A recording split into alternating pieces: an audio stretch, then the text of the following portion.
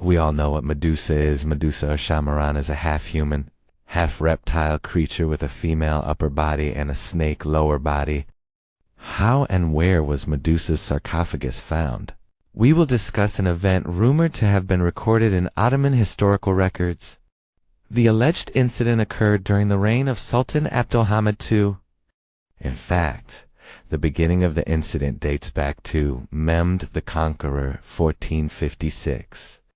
In 1456, a delegation of Italian origin from Venice came to the presence of Mehmed the Conqueror.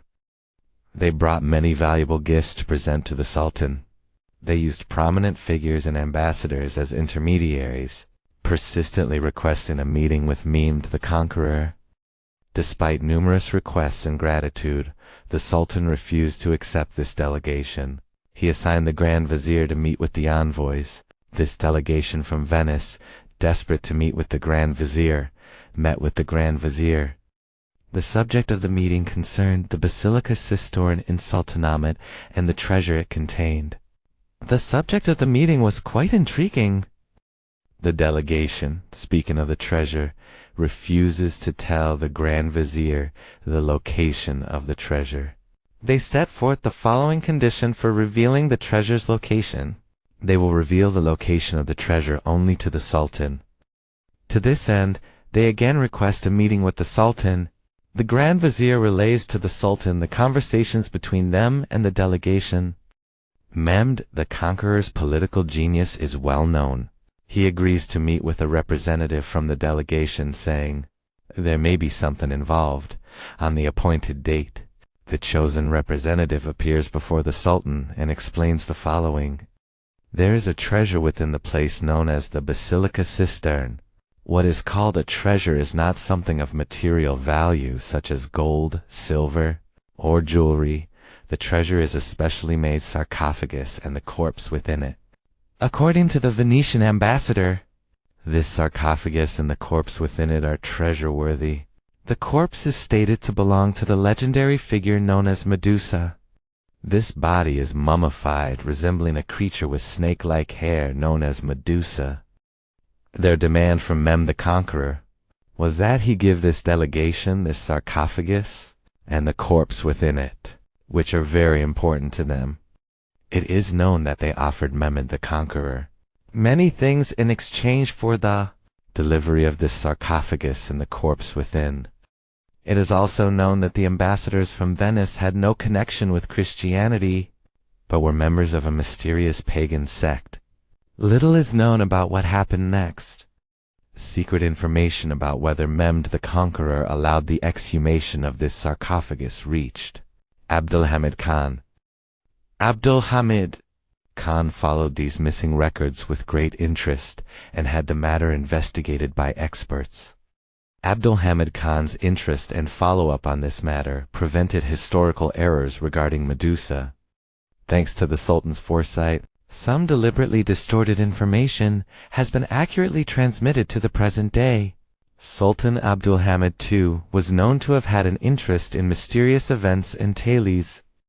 It is known that he had Sherlock Holmes's stories translated from English into Ottoman, read them, and kept them in his library.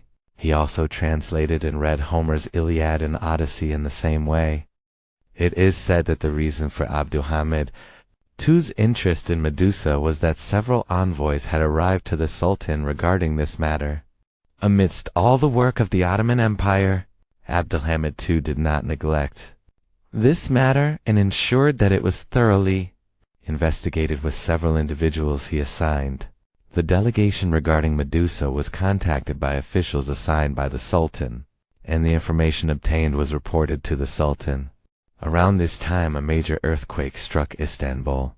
At that time, there were no buildings in the area where the Basilica Cistern now stands, and people could only enter the tunnels beneath Istanbul, which were particularly numerous in this area.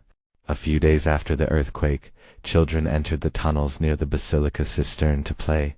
Some of them noticed that several of the tunnel walls had cracked and reported their findings to their elders. Word of the inward cracks in the walls reached the Sultan, who commissioned experts to investigate. It should also be noted that today's Basilica Cistern has numerous tunnels, One end opens to the Golden Horn, the other to Hagia Sophia. It is even known to be connected to the Bin Bert Rex cistern, but many of these tunnels have been closed. Arriving officials opened the cracked walls and discovered a sarcophagus inside. When they opened the lid of this large sarcophagus, they were shocked by what they saw. They found a mummy inside the sarcophagus, but the real surprise was its shape. The mummy had a human head and a snake-shaped body. This story quickly spread, and rumors of a Shamaran had been found became widespread.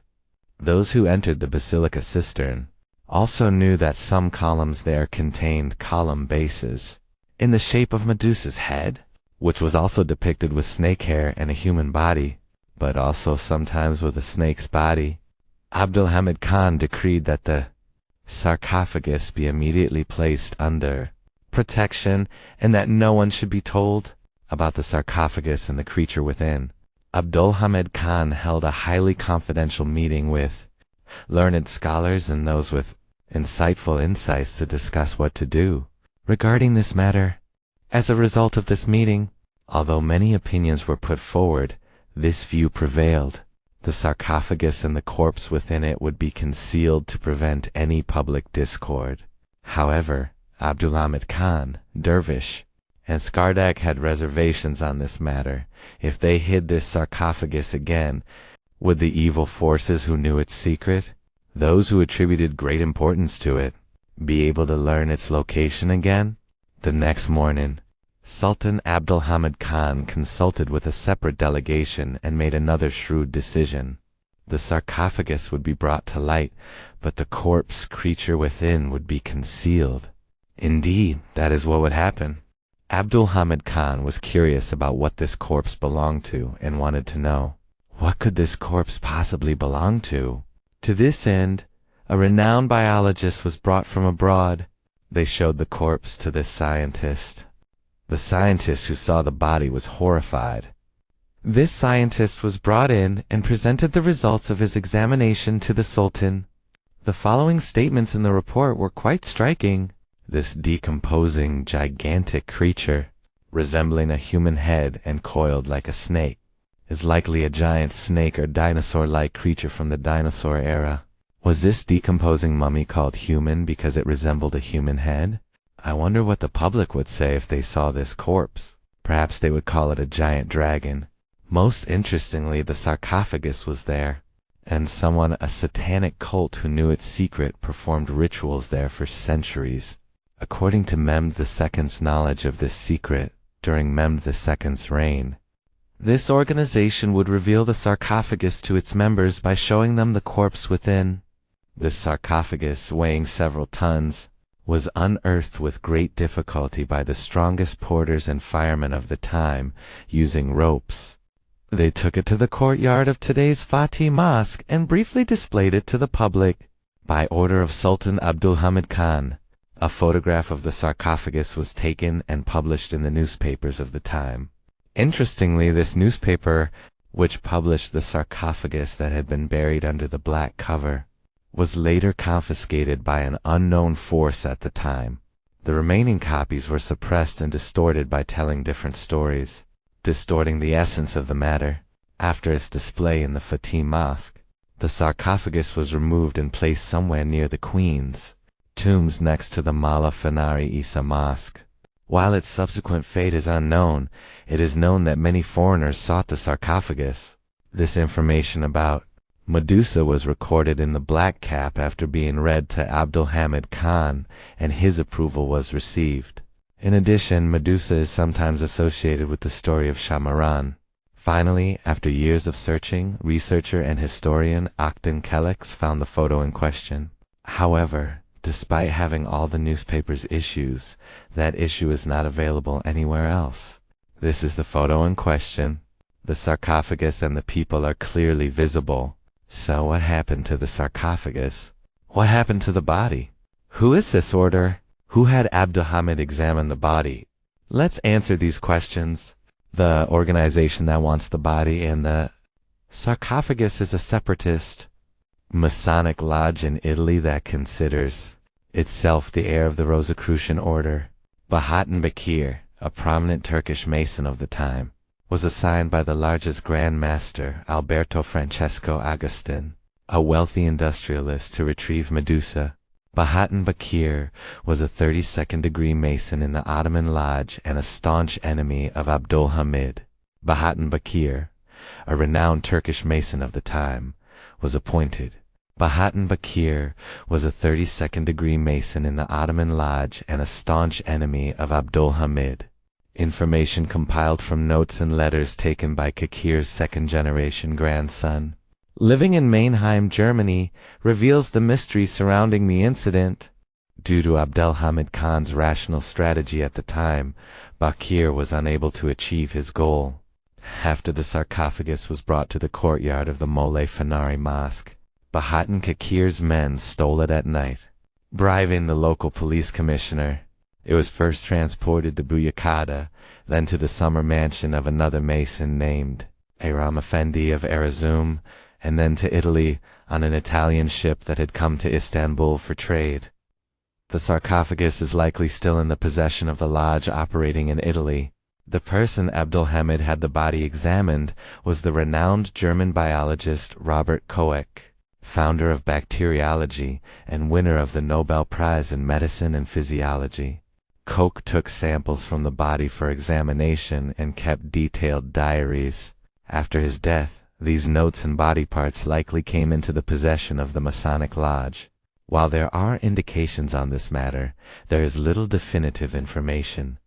Bahatan Bakir clearly describes the events in a letter he wrote in English, on his own letterhead immediately after stealing the sarcophagus, dedicated to the Grand Master Alberto Francesco Agustin. The original of the letter is still in his grandson's possession. The full text of the letter is as follows. Your Excellency, God knows that I have worked tirelessly day and night for a year to fulfill my important duty. Indeed, as you all know, the cursed Red Abdulhamid in the palace He is doing everything in his power to thwart our aims in this incident, as he has in other incidents. For although this cursed sultan intended to use his organizations to completely mislead us, he was completely unsuccessful. By displaying the coffin empty in the newspapers, he not only demonstrated the futility of the public's curiosity, but also shamed himself. Following this audacious attempt, which completely infuriated your exalted excellency, our society spent 2 mansions worth of gold to collect and dispose of all copies of the newspapers. Finally, we showed mercy to the police commissioner who oversaw the Moulay Fanari Mosque area where the coffin was located by giving him a large amount of gold. With the aid of a ferry, we were able to enter it in a secluded part of Aram Effendi's summer mansion on Buyukada during the night. However, there is no trace or insignia of the holy being inside the coffin. My humble advice to you in this matter is to consult with Dr. Robert Koch, whom the accursed Sultan brought from Germany and had examined our society's sacred secret. Please inform us by telegram when we can transport the coffin to Italy. As you know, it is quite difficult to find a Turkish ship capable of transporting it from Istanbul. Therefore, it would be easier to transport the coffin with ships coming from Italy for trade purposes. However, these ships are not always available at the Istanbul docks. Therefore, I request that you take this time frame into consideration when informing us of the necessary transport time. Your humble servant, Bahatan Bakir.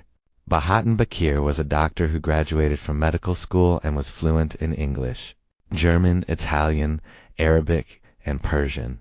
He also served as a deputy during the Second Constitutional Monarchy and was a founding member of the Turkish Forensic Medicine Institution and a founding member of the Special Organization. Was a member of the Committee of Union and Progress. The Special Organization was tasked with implementing the deportation law enacted by the Ottoman government on May 14, 1915. Bahatan Bakir, the organization's section chief, was the person who raised the issue of Armenian deportation at the Young Turk Congress in 1910. After the law's enactment, he became the primary figure in planning and implementing the deportation.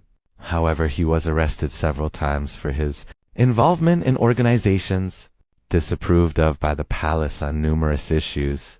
After the armistice of Mudrose, he was tried in absentia by the court, known as the Nemrat Mustafa Tribunal, and sentenced to death for starting a war and committing an Armenian massacre. On November 2nd, 1918, he escaped to Berlin via Sevastopol on a German warship with Enver Pasha and Talat Pasha. He was also a close friend of renowned Turkish Masons Ibrahim Timo and the renegade Emanuel Karasu, who was part of the delegation that informed Abdulhamid of his overthrow, and a fellow lodge-mate in their respective Masonic lodges. He was assassinated in Berlin on April 17, 1922. However, until then, he had occasionally received information about the sarcophagus and Medusa from his lodge and other Masons, and he briefly included this information in his notes. Furthermore, the last surviving photograph of the sarcophagus you see on the screen, taken in Italy after its transfer, was also found among his personal notes. A reasonable assumption is that it is highly probable that Abdulhamid Khan had the body disposed of before his abdication. Nevertheless, it is known that Dr. Robert Koch, who conducted the examination, had parts of the body in his possession. It is likely that these parts are currently in the hands of the organization in question, and it is not difficult to guess that DNA and similar tests are being conducted on the parts using new technological advancements. Unfortunately, we have no information or documentation on this matter. These are merely speculations.